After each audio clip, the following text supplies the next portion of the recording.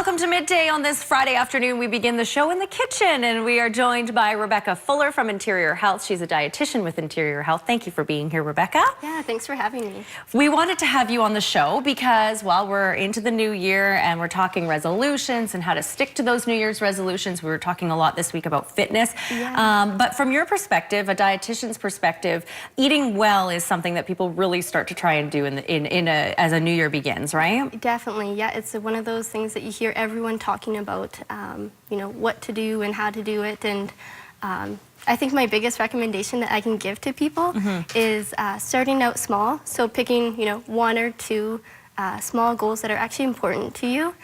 It's hard to stick to a goal that you don't really care about. Right. Yeah. And if you have too many, then you get a little overwhelmed, I would assume. Yeah, exactly. Yeah. And so definitely avoiding those big, lofty goals. So I think a good example of that would be, you know, avoid saying, you know, I'm going to eat healthy this year, because it's very vague, very unspecific. Oh, good point. Yeah. So what would you do then? Just say, okay, I'm going to start with, you know, maybe eating a healthier breakfast, or how would you sort of break that down to make sure that, you know, it's not overwhelming? Yeah, exactly. So, you know, working with a client and figuring out what's actually important to them. So if it's, you know, eating a healthier breakfast, you can look at your cereal options, choosing a more higher fiber cereal rather than the sugary cereal, even adding in breakfast if you're not someone who's a breakfast eater to begin with. And always trying to find your protein. Yeah. So yeah, whether that's eggs, some Greek yogurt. That's smart. Okay. Yeah. So you brought a couple of things here. Yes. Maybe take us through what you would. This looks very simple, which we like, right? Because Yes. that's what we want to do. We want to start simple. Exactly. So take us through what we can do to get started. Definitely. So, you know, I often hearing about wanting to lose weight and wanting to focus more on that behavior change behind that weight loss. And a big thing around that would be portion control. Okay. Which is why you brought the plates. Yes. So I'm surprised that our dinner plates are this big, but they are. Yes, they are. And we actually only pull them out when we run out of our smaller plates that we have at home. Okay. So if you compare the two, you'll notice if you choose that smaller plate, you're going to be choosing a lot less food. Right. So that will automatically help us decrease our portion sizes. Okay, instead of trying to put a smaller amount of food on a bigger plate, you'd be more inclined to just stick to the smaller, sort of I guess you call that the appetizer plate almost, or the salad plate, right? Yeah. That's what we in North America call that, right? Exactly, yeah. And, you know, we automatically like to fill up a plate all the way, regardless of its size. So Yeah, that's I think we're all guilty of that. Definitely. You know, use this for your salad instead. There you go. Perfect. You know, Switch them. Exactly, and that would be a great way to help increase your vegetable intake. So. I like it. Good tip. All right, and then water. Of course, staying hydrated is huge. Exactly, and we tend to underestimate the importance of staying hydrated. So, you know, I take my water bottle to and from work, and it's nice to have this reusable one in case I don't have access to water at work. And then it also prevents me from buying like the pop or the sugary beverages, juice, things like that.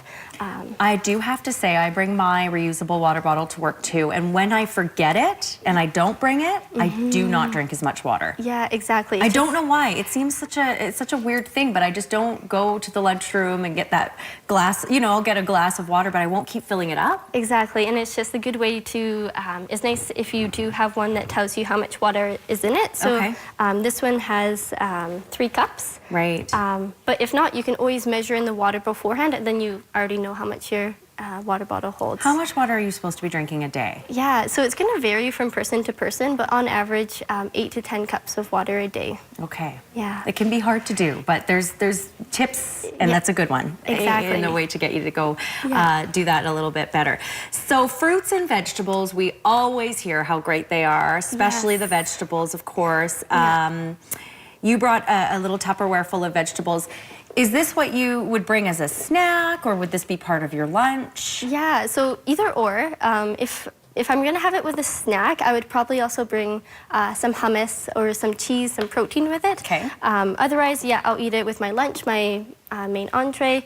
And I like to kind of cut up all my veggies before the week starts, because we all get busy during the week, and the last thing that we want to do before going to work or in the evening is washing and cutting your vegetables up. Yep, that's very true. Yep. So it's again that simple thing of, you know, having it ready for you so you can just grab it, put it in your meal, or have it as a snack. So if it's in front of you and it's prepared, we'd be more inclined to eat it. Exactly. Okay. And even just having a fruit bowl on your kitchen table, you see the fruit, it kind of reminds you again to have a piece of fruit. Okay, and do you have any recommendations as to how much fruits and vegetables we should be eating, sort of following those guidelines? Yeah, so for women over the age of 50, having 7 to 8 servings of vegetables and fruit, and then males, they have it a bit higher at 8 to 10 servings. Really? Yeah, so you have to work Okay. a little bit harder if you're a male, but That's okay.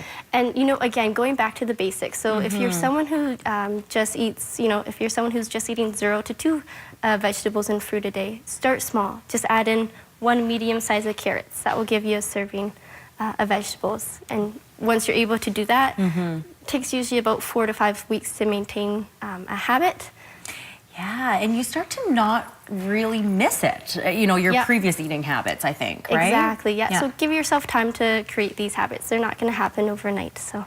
Good tips. Thanks, Yes. Rebecca. That's wonderful. So, of course, I guess starting small and creating those little goals one at a time is the best way to go about it. For more information, if you'd like to get a hold of Rebecca or anyone else, any other dietitians at Interior Health, there's the information there. We're back after a break. Stay with us on Midday.